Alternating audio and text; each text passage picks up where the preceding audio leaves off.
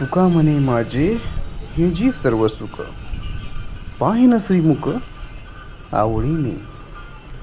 अशाच 5,000 पर्यंत गाथा म्हणजेच गाथा ज्या माऊलींनी अभंग लिहिलेत असे आमचे जगद्गुरू संत तुकोबाराय यांनी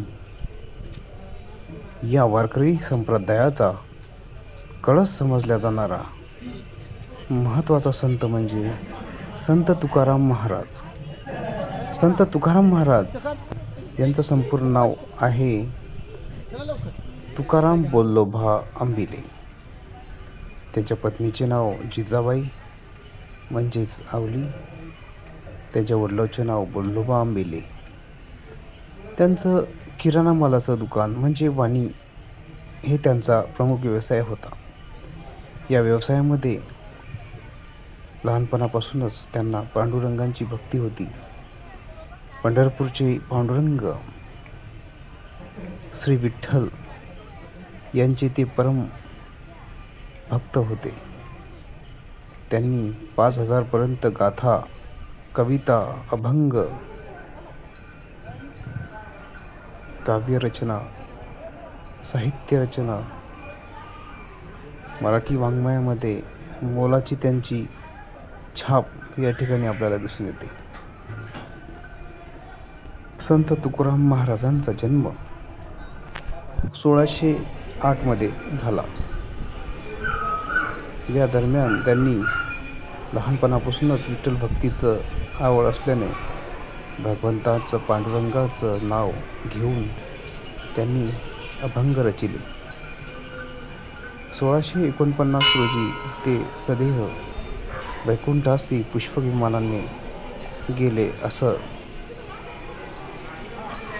त्यांच्या जीवनचरित्रामध्ये लिहिलं आहे.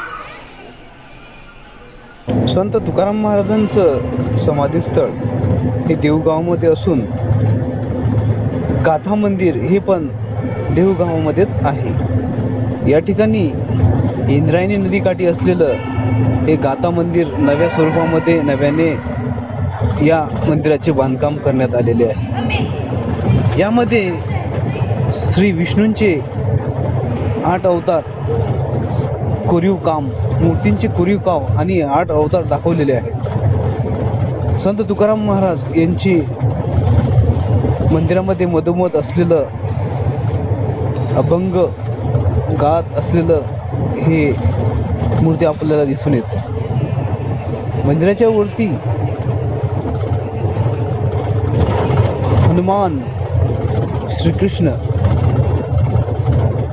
भक्त प्रल्हाद, प्रभू श्रीराम, श्री विठ्ठल, पंढरपूर, नरसिंह अवतार या अवतारांची माहिती आपल्याला दाखवण्यात आलेली आहे.